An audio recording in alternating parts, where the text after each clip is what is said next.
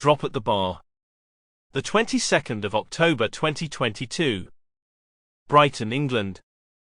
Arthur Jeffo might have been 24 years old, and he might have once really loved the gayness, clubs and men of Brighton, but for some reason he didn't really feel like he could enjoy it tonight. Arthur stood next to a large fake wooden bar that was thankfully clean without a single drop of sticky alcohol on it, which was surprising considering how bad the rest of the bar or club looked.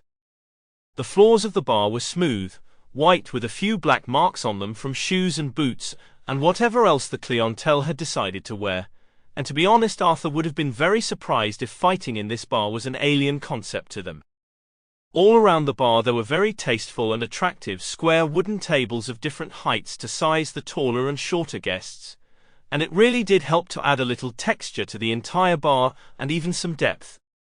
Arthur just smiled to himself, as that was his interior designer training kicking in, something after a breakup with an awful boyfriend he had wanted to largely forget. Clearly that wasn't happening. The beautiful smell of hot sexy men's earthy, fruity, and very manly aftershave filled the bar as Arthur subtly, and failed at that, watched the young hot men walking about in all their different sexualities, sex appeal and heights. There was a group of guys in the far corner next to a dark staircase that Arthur really didn't want to know what it led down to, and those men were all wearing tight black leather pants that really highlighted how hot they were, with cowboy hats, checked shirts and even cowboy boots. It was clear they were part of a stag do or something, and they were really hot, and maybe if Arthur wasn't strictly here on business, then he might have been tempted to have a go at one of the men.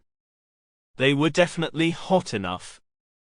But he was here on business, working for a top national newspaper, and he was meant to be meeting a source, a corporate spy, that was meant to be bringing him top-secret files on how the company was abusing its staff.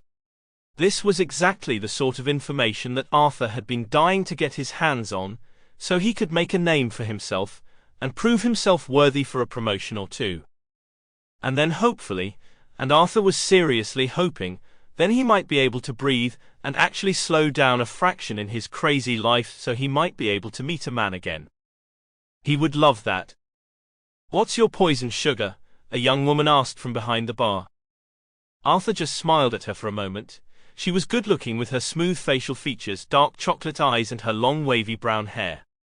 Arthur wouldn't have been surprised if she had gotten a lot of male attention here, but then he realized that a large group of men were staring at her and trying to call her over. "Oh, I don't know," Arthur said. "It might take me a while to decide." Arthur was glad to see the young woman smile at him. Sample complete. Ready to continue?